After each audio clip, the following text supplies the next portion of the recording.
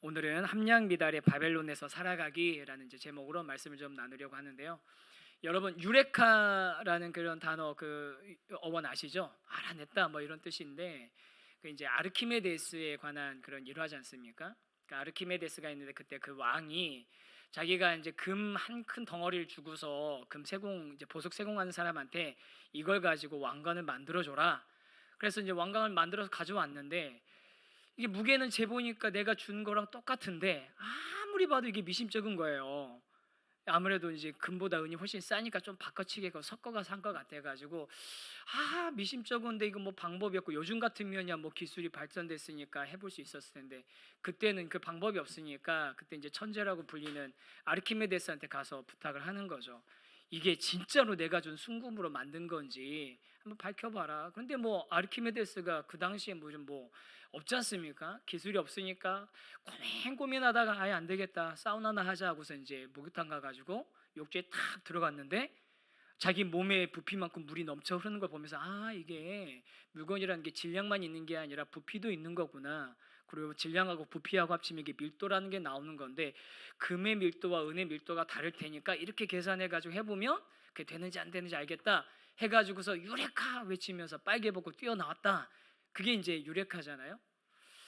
근데 거기 보면 뭐냐면 어떤 물건의 그 순도, 질량, 그 다음에 가치를 재어보고 판단해주는 그런 기준들이 있을 때 그것이 어느 정도의 가치가 있는지가 판명이 되는데 오늘 하나님께서 바벨론 나라 그리고 바벨론의 지도자인 이 벨사살 왕을 하나님이 달아보시고 재어보시겠다는 거예요.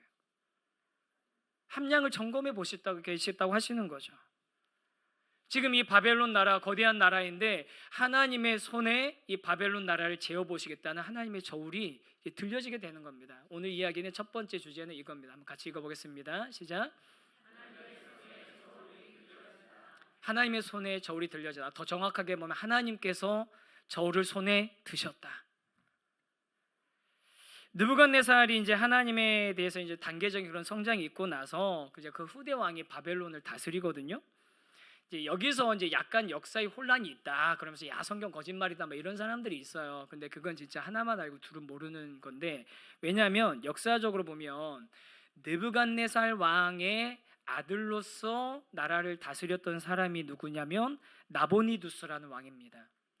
나보니두스. 근데 나보니두스는 이게 누구냐면 느부갓네살의 사위예요. 느부갓네살의 사위거든요. 그리고 벨사살은 누구냐? 벨사살은 이 나보니두스의 아들입니다.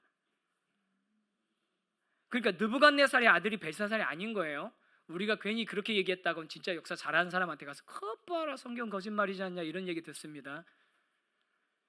그러니까 할아버지 있고 그게 사위가 느부갓네살이 있고 사위가 있고 그 아들이 벨사살인 거예요. 그런데 오늘 성경에 보니까 나보니두스가 왕이 아니라 벨사살이 왕이라고 돼 있고 벨사살의 아버지가 그 이제 느부갓네살인 것처럼 다니엘이 말하고 이런 표현들이 있는데 그것 때문에 이제 우리가 헷갈릴 수 있는데 저도 그래서 이제 자료들을 좀 찾아보니까 이렇더라고요. 나보니두스가 왕이에요. 그런데 이때쯤 되면 어떤 상황이냐면 바벨론 제국을 넘보고 있는 세력이 일어났어요. 그 세력은 어딜까요? 메데바사, 페르시아입니다. 페르시아의 다리오 왕이 지금 이 바벨론을 무너뜨리려고 하고 있는 거예요. 나보니두스는 지금 뭐 하고 있냐면 가서 이 페르시아와 전쟁을 하고 있어요. 나라의 국군을 건 전쟁을 지금 나가서 하고 있고 그러면 나가서 전쟁하고 있으면 이 나라 안에 내치는 누가 해야 되겠습니까? 누군가를 세워야 되는데 그걸 통치할 왕으로서 통치자로서 이 벨사살을 세운 겁니다. 뭐 성경에 나오지도 않은데 자기가 어떻게 목사님 그렇게 잘 아냐 뭐 이런 얘기 할 수도 있는데 그게 직접적이진 않지만 성경에 간접적으로 나와 있는 게 오늘 말씀에도 나와 있는 게 있어요. 그게 뭐냐면 7절이거든요 7절 말씀에 보면 쭉 그냥 눈으로 한번 쭉 읽어보세요. 그러면서 이 글씨 쓴 거 이 내용을 글씨 내용하고 그 의미를 맞추는 사람한테 내가 몇 번째 자리를 준다고 얘기하죠? 나라의 몇 번째 자리요? 자 이해되셨죠? 새벽이니까 조금 안 되시는 분한테 설명드릴게요. 이 벨사살은 이 나라에 지금 넘버 원이 아닌 거예요. 자기가 넘버 투예요. 넘버 원은 누구죠? 자기 아버지 나보니두스가 넘버 원이에요. 난 넘버 투예요. 그러니까 내가 줄 수 있는 최고의 자리는 몇 번째 자리인 거예요 지금? 세 번째 자리. 그래서 세 번째 자리를 통치자로 삼겠다라고 얘기를 하는 겁니다. 이제 딱 맞아 떨어지시죠? 그러면 이렇게 벨사살이 이렇게 두 번째 자리, 그 아버지가 이 나라의 내치를 맡기면서 아버지는 나가서 전쟁을 하고 있단 말이에요. 그러면서 이렇게 전쟁을 하고 있는데 이 전쟁, 아버지는 나가서 전쟁하고 있는 와중에 벨사살은 지금 뭘 하고 있는 겁니까? 귀족 1000명을 모아놓고서 지금 잔치를 하고 있는 겁니다. 파티하고 있는 겁니다. 이런 배경을 이해를 하고 있는 상황에서 우리가 보면 이 벨사살의 잔치가 굉장히 이상한 잔치인 거예요. 우리는 그냥 벨사살이 그냥 바벨론의 절대적인 왕이기 때문에 큰 잔치 벌였나 보다 이렇게 생각하는데 아니에요. 지금 이 바벨론 나라는 풍전등화의 위기에 있습니다. 아버지 나보니두스가 가서 이 전쟁을 이기냐 지냐에 따라서 이 나라가 엎어질 수도 있고 존속될 수도 있는 그런 명운이 갈려있는 상태에서 전쟁하는데 나라의 내치를 맡고 있는 이 벨사살은 지금 뭘 하고 있냐면 1000명의 귀족들을 모아놓고 다 불러다 놓고서 잔치를 하고 있는 겁니다. 제 생각에는 이 둘째 통치자였기 때문에 전세가 밀리고 있다라는, 지금 실제로 바벨론 밀리고 있거든요. 밀리고 있다는 소식 들었을 수도 있어요.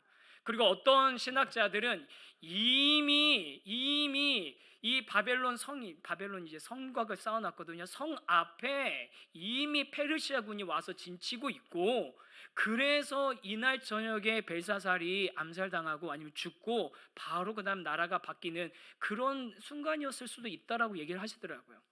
뭐 충분히 저는 가능한 이야기라고 합니다. 이렇든 저렇든 간에 이 벨사살이 지금 이런 상황에서 1000명의 귀족들을 모아놓고 잔치를 한다는 것은 어떻게 봐서도 이상한 행동인 거죠.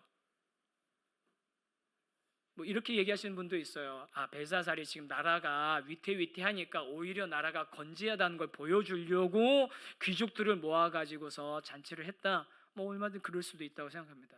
또 하나는 아예 벨사살이 인성이 좀 안 좋아가지고 가정교육이 좀 덜 돼가지고 아버지는 무슨 일을 하든지 간에 지금 금수저니까 금수저 놀이 하고 있는 거다. 뭐 그럴 수도 있을 것 같아요.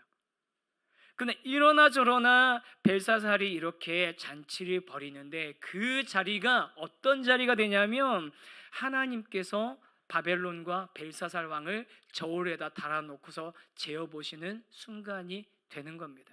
사실은 그 전부터 재어보고 계셨겠죠. 그런데 이날 이 순간 최종적으로 하나님께서는 함량미달의 결론을 내리시는 거죠. 그럼 왜 바벨론이 함량미달이 됐겠습니까? 왜 벨사살이 함량미달이 됐겠습니까? 이게 두 번째 주제거든요. 한번 같이 한번 읽어보겠습니다. 시작.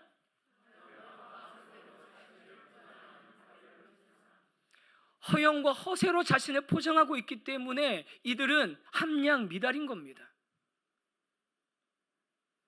그냥 벨사살이 그냥 단순히 귀족들 셀럽들만 모아놓은 거 아니에요. 이 잔치에 벨사살이 아주 의도적인 행동을 합니다. 의도적인 행동 우리 잘 아시는 거니까 빨리빨리 넘어가면은 뭐냐면 그 자기 그 선대 왕이신 느부갓네살 왕이 예루살렘에서 탈취해 온 금은 그릇들, 그런 귀중한 그릇들을 뭐 왜냐하면 그 유대교는 이스라엘이 믿는 하나님은 신상이 없으니까 전통적으로 하면 그 신상을 가져다가 우리 신전 밑에다 갖다가 이렇게 바쳐야지 되는데 그 신상이 없으니까 그 그릇들을 갖다가 바쳤단 말이에요. 그런데 이 벨사살이 어떻게 얘기하냐면 그 모든 것들을 다 가져오게 합니다. 그 그릇들을 가져와가지고 그걸 그릇 가지고서 술을 마시는 거예요. 잔치를 벌이는 거예요. 여러분, 바벨론에 그 왕궁에 그릇이 없어서 그릇 가져오라고 했겠습니까? 바벨론 왕궁이 그릇 차고 넘치는 게 좋은 그릇이었는데 벨사살은 의도를 가지고 이 그릇을 하나님 성전에서 약탈해 온 그릇을 가져오라고 하는 거예요. 그 이유가 4절에 나와 있습니다. 4절 한번 같이 읽어보겠습니다. 시작.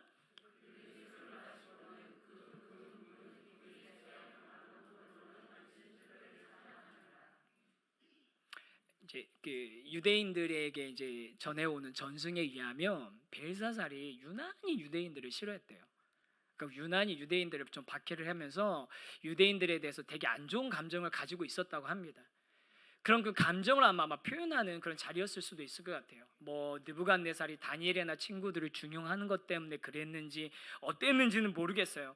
어쨌든 그런 그 뭐 이 유대인들이 싫어하는 벨사살이었는데, 그 유대인들이 믿는 여호와 하나님의 그 성전에서 가져온 그릇들 가져오라고 하는 거예요. 무슨 뜻입니까?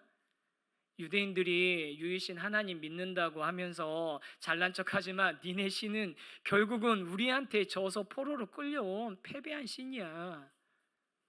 그거를 보여주려고 하는 거죠. 벨사살의 이런 동기 안에는 뭐가 들어있냐면 허세가 들어있는 겁니다. 여러분, 벨사살이 예루살렘 점령해 가지고서 그거 가져왔습니까? 자기가 가져왔습니까? 자기의 전공이에요? 아니요. 자기는 아무것도 아니고 그냥 자기 선대인 느부갓네살 왕이 가져온 것을 자기가 알고 있을 뿐이에요. 그런데 마치 내가 이 모든 것을 내 마음대로 할 수 있는 것처럼 허세를 부리고 있는 거죠. 허세라는 게 실력이나 실속은 없으면서 겉으로만 뭔가 있거나 멋있어 보이려는 척하는 행위가 허세 아닙니까? 사실 우리가 이 성경을 잘 읽어보면 느부갓네살 왕하고 벨사살을 비교해보면, 사실 벨사살은 뭐 여러 스토리가 나오지는 않지만 비교해보면 두 사람이 클래스가 달라요.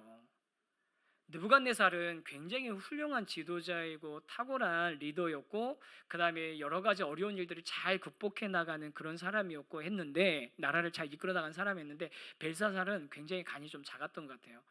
왜냐하면 느부갓네살도 꿈 두 번이나 꾸잖아요. 어려운 꿈 두 번이나 꿨는데 그때 두렵고 번민하고 하긴 했지만, 근심하고 번민은 했지만, 그래도 이걸 갖다가 이 뜻이 무엇인지, 이걸 가지고 내가 어떻게 하는 게 좋을지 판단하기 위해서 지혜자들 모아가지고서 그것들을 판단하려고, 정확하게 판단하려고 하고, 제대로 판단 못하는 사람들 다그치고 막 하는 그런 모습이 느부갓네살한테 나오는데, 벨사살은요, 우리 아시는 것처럼 손에 나와서 글씨를 쓰니까 어떻게 되냐면 놀랍니다. 두려워서 벌벌 떱니다. 성경에 정확하게 기록된 게 뭐냐면 다리가 풀려가지고서요, 다리가 떨어서 이 상황을 어떻게 감당을 못하는 거예요. 간이 작은 거죠. 근데 여러분, 간이 작으니까 자기가 할 수 있는 게 뭐밖에 없는 거예요? 허세밖에 없는 거예요. 허세. 자기가 가진 게 없으니까 있는 척 해야 되는 거죠. 내 능력이 없으니까 능력이 되는 것처럼 보여야 되는 거예요. 내가 할 수 있는 게 없는데 내가 마치 할 수 있는 것처럼 보여야 되는 겁니다. 그러니까 갑자기 가서 그 예루살렘에서 가져온 금은 그릇을 가져오라고 하는 거죠. 그러면서 마음껏 이거 가지고 마시자고, 그러면서 우리 바벨론의 금, 은, 구리, 새, 나무, 돌로 만든 신들 찬양하자고 그래봤자 이스라엘의 하나님 여호와는 아무 능력도 없는 신이라고 조롱하기 위해서, 허세 부리기 위해서. 요즘 같으면은 인스타에다 해시태그 해갖고서 이스라엘 하나님 지금 어디 있음? 뭐 이런 거 했겠죠. 사진 이렇게 딱 찍어서 보내면서 이거 from 예루살렘 뭐 이렇게 해가지고. 여러분, 벨사살 자기가 능력도 없고 자기가 그릇도 작고 자기가 그런 역량도 부족하다는 것을, 그것을 어떻게 커버하려고 하냐면 자기 허세로 커버를 하려고 하는 겁니다. 근데요, 참 안타까운 건 뭐냐면요, 이런 벨사살의 모습이 지금 이 시대의 모습인 거예요.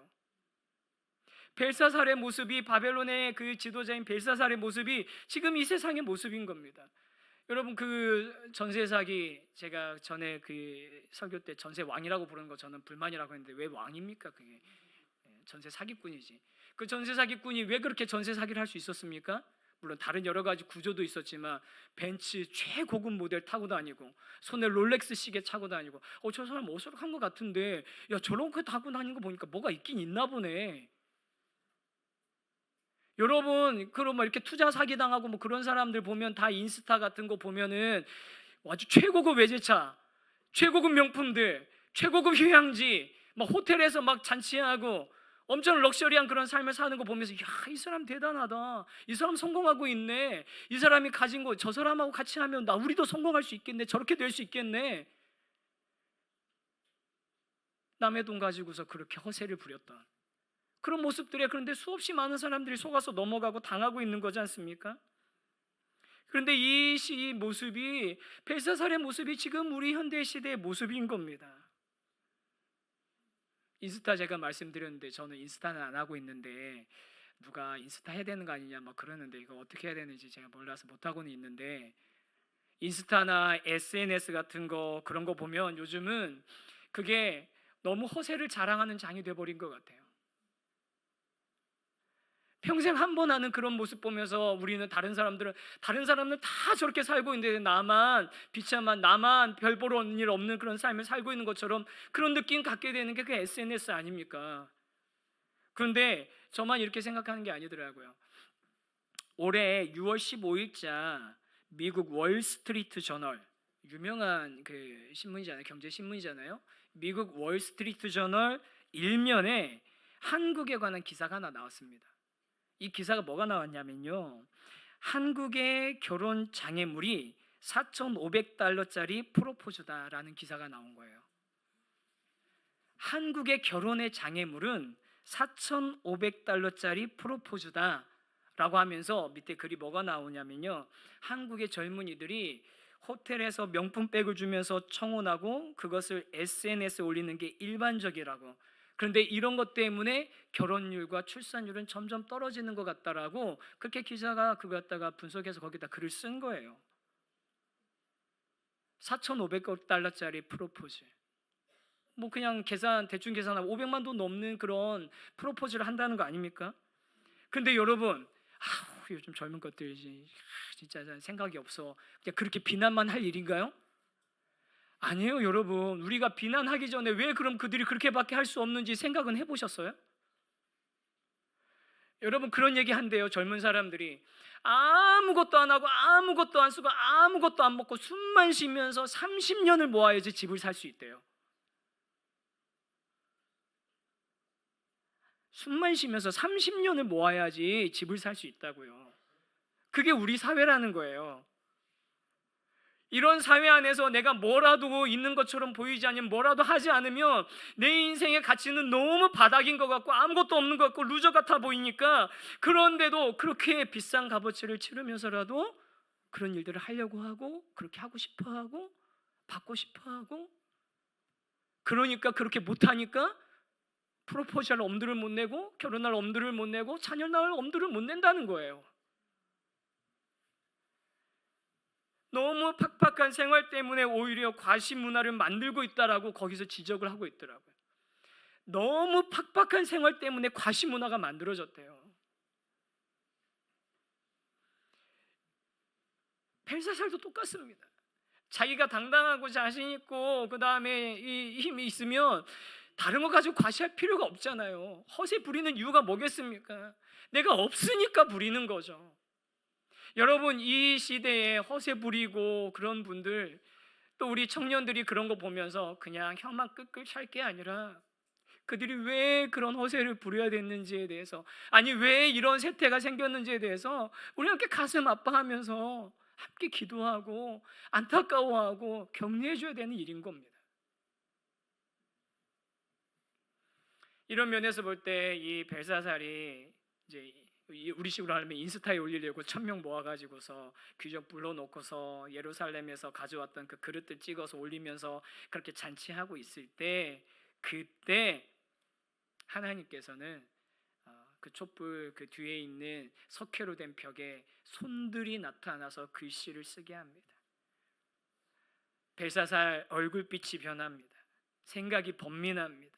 넉적다리 마디가 녹는 듯 했다고 무릎이 서로 부딪혔다고 다리가 풀리고 정신을 못 차리는 거예요. 넋이 나가버린 거예요. 어떻게 해야 될지 몰라서 그냥 고래고래 소리 지르면서 그 다음에 어떻게 누구라도 와가지고 이거 좀 어떻게 해결해 달라고 누구라도 이것을 읽고 그 뜻을 해석해 주면 이 나라에 내 다음 자리를 주겠다고. 그런데 이 모습을 보면서요 기억나는 모습이 있지 않습니까? 예전에 느부갓네살 모습하고 그 정도만 다를 뿐이지 똑같습니다. 여러분 이 허세와 허영으로 가득 찬 이 세상 정말 이 정도만 했으면, 하나님이 이 정도 했으면 변했을 것도 같은데, 하나님이 이 정도 다루셨으면 좀 변해야 될 것 같은데 여전히 변하지 않고 있는 거예요, 이 세상이. 그래서 우리가 알아야 될 세 번째 주제는 이겁니다. 같이 읽어보겠습니다. 시작.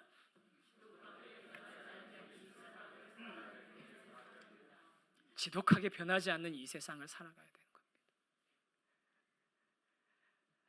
우주의 주인이신, 역사의 주인이신, 이 나라의 주인이신 하나님, 그것도 이제 다니엘이 벨사살에 한 얘기가 그러지 않습니까? 너희네 선조 되시는 느부갓네살이 그렇게 하나님 앞에 다룸받는 거 다 보지 않았느냐, 배우지 않았느냐? 근데 왜 그렇게 하십니까, 왕이요?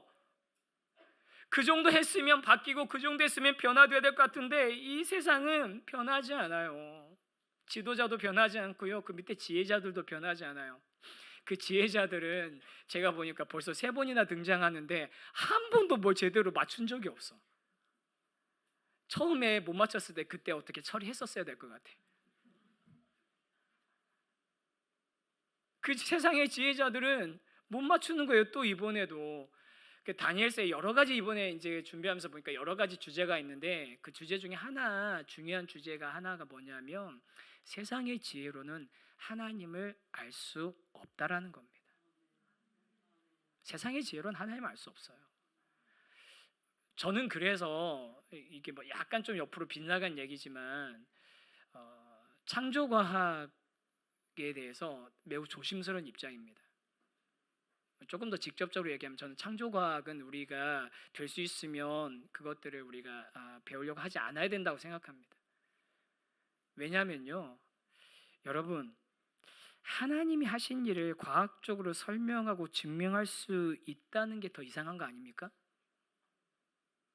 물론 이게 상식적이고 일반적인 것들은 다 당연히 우리가 되는 거죠. 그런데 그런 하나님이 하신 기적적이고 초월적인 일들을 막 과학적으로 막 설명하고 뭐 이렇게 하고 저렇게 하고 하면 막 된다고 막 이렇게 설명들 하잖아요. 저도 대학생 때 뭐 카이스트에 막 강당하는 게서 보이는 거 뭐 가서 많이 들었거든요. 들을 때 와 그랬는데 듣고 나서는 헷갈리더라고요. 하나님이 꼭 이렇게 하셔야 되나? 안 하셔도 되는 분인데? 여러분, 세상의 과학과 세상의 학문을 가지고 하나님을 설명하고 증명하고 그렇게 했다고 해서 하나님이 믿어지고 그러는 것은 절대 아닙니다. 이게 제가 여러분 그냥 덮어놓고 무조건 믿으라고 그렇게 말씀드리는 게 아니에요. 우리는 하나님을 어떻게 알아가야 됩니까? 말씀을 통해서 알아가야 되는 거예요. 여러분, 하나님은요 다른 걸 통해서 알아가는 게 아니라 말씀을 통해서 알아가야 되는 겁니다. 그래서 제가 그렇게 계속 말씀 강조하는 거예요. 말씀을 우리가 정말 제대로 보고 그 말씀 안에 숨겨져 있는 하나님을 발견하고 하나님의 일들을 발견하고 하나님의 뜻을 발견하려고 몸부림쳐야 되는 이유가 세상의 다른 학문으로는 하나님을 이해할 수 있는 방법이 없다니까요. 바벨론의 지혜자들이 증명하잖아요. 단 한 번도 맞추지 못하잖아요. 단 한 번도 맞추지 못하잖아요. 그런데 여러분, 이 바벨론의 술사들이 하나님의 일 반복적으로 맞추지 해석하지 못하는 것도 문제지만 진짜 문제가 뭐냐면 이 바벨론 제국이 하나님께서 그렇게 역사하고 계시고 직접적으로 지도하시고 직접적으로 알려주시고 직접적으로 계시하시고 눈앞에서 그런 일들을 정말 초월적인 일들을 보여주신다고 해도 바벨론이 변하지 않는다는 겁니다. 그 얘기는 무슨 얘기냐면요, 이 세상도 변하지 않는다는 거예요.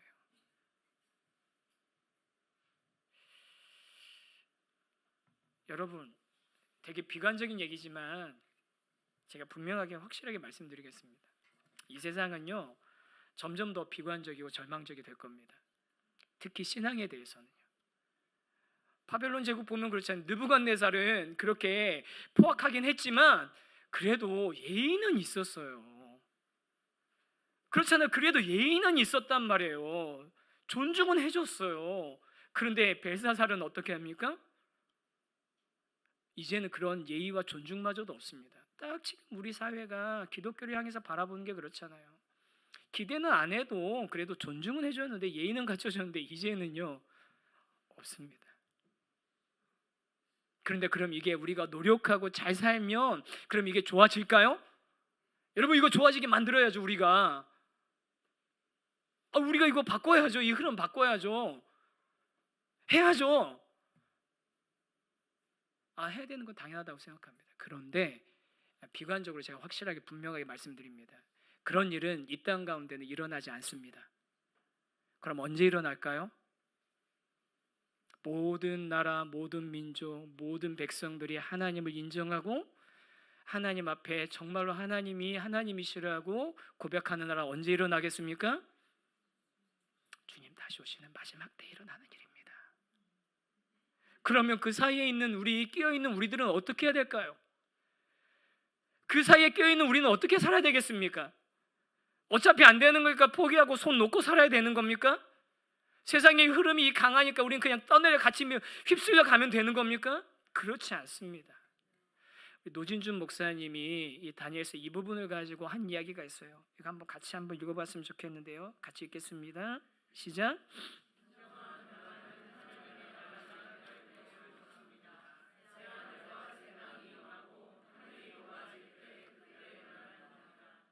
그때까지 우리의 사명은 살아냄입니다.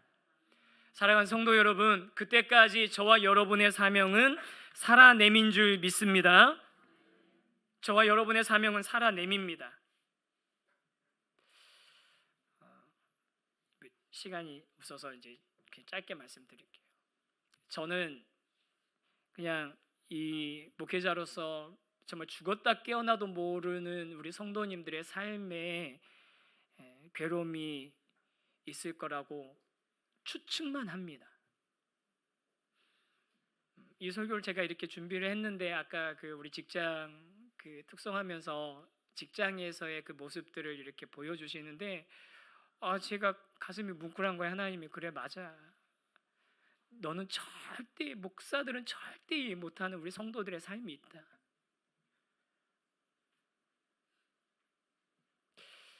그런데 여러분 이 세상 바벨론 같은 세상 변할 것 같지 않고 실제로 변하지 않고 점점 악해지는 아무리 하나님의 역사가 드러나고 증명되어져도 변하지 않은 이 바벨론 안에서 여러분 저와 여러분의 사명은 이 바벨론 상에서 살아내는 것인 줄 믿습니다. 살아내야 됩니다. 살아내야 됩니다.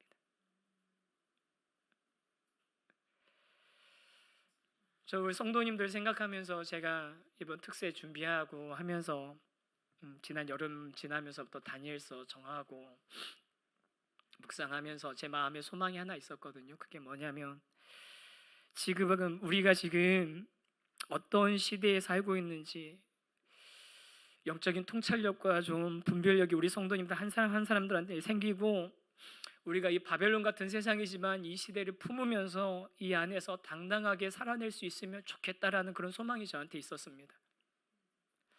사랑하는 성도 여러분, 이 바벨론 세상 바뀌지 않아도 느부갓네살 지나면 좋은 시절 올 줄 알았는데 벨사살은 더 망난이잖아요.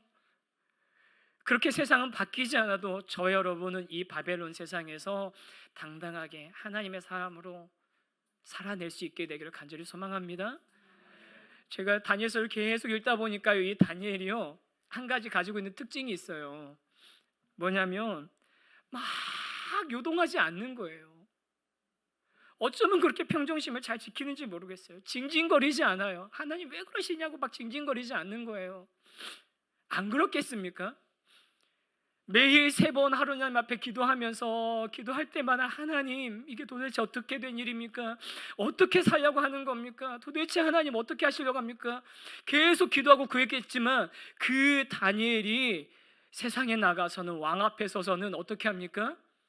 징징거리지 않고 당당하게 담대하게 맡겨주신 일들을 살아내는 것을 저희들이 보는데 이 자리에 계신 여러분들 세상에서 어떤 삶을 살고 있고 어떤 상황을 맞이하고 있고 그것이 얼마나 거대하고 얼마나 힘들고 무거워도 그래도 다니엘처럼 그 친구들처럼 담담하게 또 당당하게 살아가시는 하나님의 사람들 되시기를 축복합니다. 그러면서 저도 하나 다짐하는 게 있습니다. 저는 다짐하는 게 이 바벨론의 술사들을 보면서 바벨론의 지혜자들을 보면서 이 시대의 목회자들이 이 바벨론의 지혜자들의 모습 아닌가? 무슨 일이 있을 때마다 찾아서 답을 얻고 싶은데, 무슨 일이 있을 때마다 찾아서 답을 얻고 싶어서 찾아가는데, 부르는데 답은 없고 자기 살 것만 하고 있는 이 지혜자의 모습이 이 시대의 목회자의 모습 아닌가? 성도들은 이렇게 세상에서 살아내려고, 바벨론 같은 세상에서 살아내려고 몸부림치는데, 우리들은 바벨론의 지혜자처럼 아무 능력도 없고 아무 영향력도 없고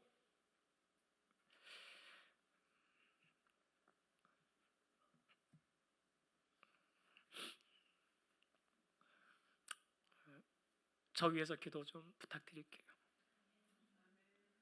저는 바벨론의 그런 지혜자들이 되지 않고 싶습니다. 입만 살아서 말만 할 수 있고 상황만 모면할 수 있으면 되는 그런 존재가 되고 싶지 않습니다. 우리 성도님들과 함께 지금 이 바벨론 세상 가운데서 같이 살아내면서 하나님께서 맡기신 사명들을 정말 충성되게 끝까지 감당하는 그런 사람이 되기를 소망합니다. 여러분, 왕으로 살든 바벨론의 지혜자로 살든 다니엘과 그 친구들로 살든 바벨론 세상에서 살아야 된다는 건 변하지 않습니다. 변하지 않는데, 그런데 여러분, 하나님이 저울로 달아봤을 때 그 삶의 순도 밀도는 비교할 수도 없게 차이 난다는 것을 확신하시기 바랍니다. 여러분, 당연히 살아내야 되는데 그 삶의 순도는, 무게는 비교할 수도 없이 차이가 날 것입니다. 저와 여러분 하나님 앞에서 별과 같이 빛나는 그런 삶 살아내기를 다짐하면서 그렇게 우리 시아원님께 같이 찬양하면서 기도했으면 좋겠는데요.